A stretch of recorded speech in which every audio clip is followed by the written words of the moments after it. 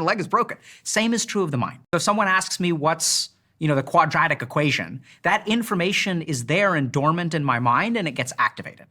So one of the biggest mistakes we make about healing is we look at what is active in our mind 90% of the time and we assume that the injury is no longer there. That's not the case. Does that make sense? 100%. Right? Yeah. Just laughing at the fact that when I go to Bali, that's like where I end up writing a book. And I'm like, right. And people would kill for that, right? So many people out there are like, oh man, I would love to be you. No, you guys don't want to be Steven. I know you think you do, but this is the crazy thing. Like we each as human beings have our own journey. Mm-hmm. And are you privileged and should you be grateful and should people aspire to be you? Absolutely, but they don't want to be you. Like your own problems are enough. They don't need yours too. So now the question is, how do we heal? So I think the problem is like no amount of fixing things over there is going to go back to this. And this is where we can look at the science of healing trauma. So here are the steps. First thing is safety, so that we can get neuroplasticity.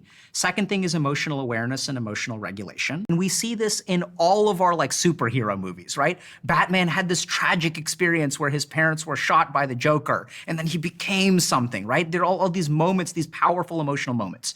So if your emotions are dulled by drugs, by technology, by pornography, by watching serial killer shows, you will never change who you are. It is impossible. The neuroscience of your identity and development requires emotional experience, okay?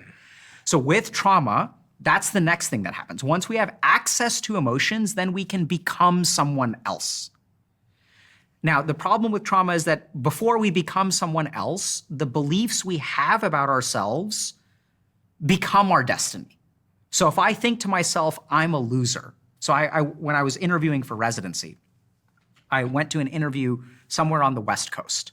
And the director of the program called me in at the end of the interview and they're like, we don't understand why you're here. And I was like, what do you mean you don't understand why I'm here? And they're like, your application is really good. You could end up at any program in the country. Like, why did you pick us? And like, I was like, I picked y'all because I liked the way that your hospital works and I like that the city it's in and I'm super into complementary. Like, what do you mean, why am I here? Right? But the way that he approached it with a lack of confidence, he's like, our program sucks. And they had some problems at the program at the time, so it kind of makes sense. But this becomes a self-fulfilling prophecy. If I go into a job interview and I feel a lack of confidence, if I believe I'm a loser, then I'm not gonna get the job. You used to go to clubs and buy bottles of champagnes and thought that you were a loser, didn't end up where you wanted to go.